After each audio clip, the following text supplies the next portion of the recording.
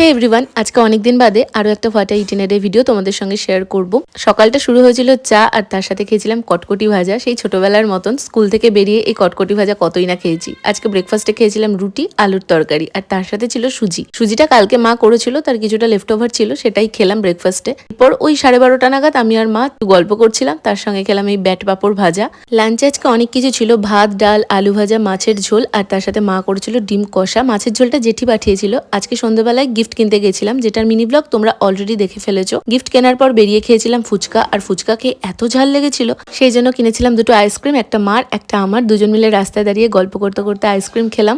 এরপর বাড়ির জন্য টুকটাক কিছু স্ন্যাক্স আইটেম কিনলাম। আর বাড়ি আসার পর মা করেছিল চা, কারণ এই টাইমটায় বাবা বাড়ি আসে, তাই তিনজন মিলে একটু চা খেলাম আর তার সঙ্গে রাজ্যের গল্প করলাম। ডিনারে আজকে খেয়েছিলাম আমি ব্রেড টোস্ট। ব্যাস এটুকুই, টাটা।